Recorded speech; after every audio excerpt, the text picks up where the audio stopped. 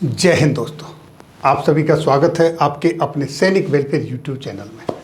दोस्तों, आज मुझे ये बताते हुए बेहद खुशी हो रही है कि पूर्व सैनिकों की एकता ने सरकार की नींद उड़ा दी है। वन रैंक वन पेंशन के अंदर जो विसंगतियां हैं और जो अदर विसंगतियां हैं, इनको लेकर जो एक पूर्व सैनिकों का मूवमेंट चला है, आंदोलन चल रहा है, उस आंदोलन के कारण सरकार के अंदर खलबली मची हुई है और इसकी प्रतिक्रिया भी सामने आने लगी हैं। ये जानकारी निकल कर आई है और ये प्रतिक्रियाएं किस रूप में आ रही हैं दोस्तों?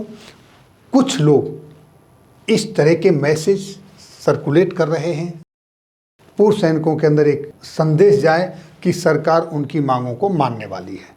दूसरा, कुछ लोग अप्रोच कर रहे हैं, मीटिंग कराने की कोशिश कर रहे हैं, कह रहे हैं कि आप आ जाइए, मीटिंग कर लीजिए, कह रहे हैं कि आपकी मांगें क्या हैं वो बताइए। अरे ये मांगें सारी की सारी पूरे जितने हिंदुस्तान के अंदर डीएम हैं, हर जिले के डीएम को मांगें दे दी गई हैं, हर सांसद के पास मांग पहुंचा दी गई है। जंतर मंतर पर पिछले 70-80 दिनों से लोग चिल्ला कर इनका बखान कर रहे हैं। सोशल मीडिया पर ये मांगें पड़ी हुई हैं। क्या उनको अभी तक ये नहीं पता कि पूर्व सैनिकों की मांग क्या है?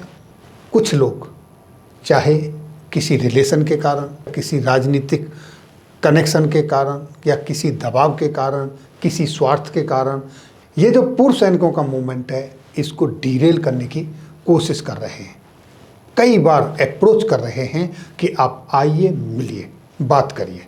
मुझे बचपन की एक कहानी याद आती है और वो कहानी, जैसा आप सभी जानते हो, पहले दादा दादी, नाना नानी, घर के जो बड़े होते थे, बच्चों को शाम को सोते समय कहानियां सुनाते थे।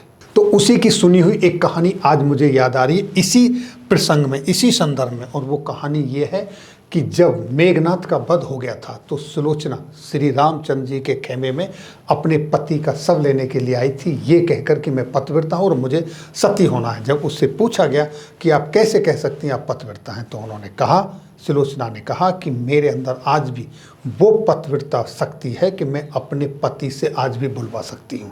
उन्होंने कहा तो ठीक है, ऐसा ही कर लेते हैं।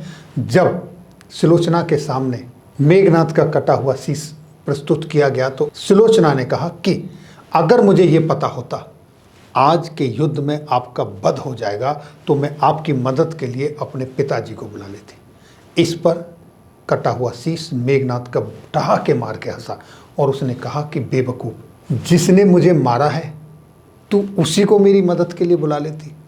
यानी कि लक्ष्मण ने मेघनाथ का वध किया और लक्ष्मण शेषनाग का अवतार था और सुलोचना शेषनाग की बेटी थी। तो वही कहानी है, वही बात है।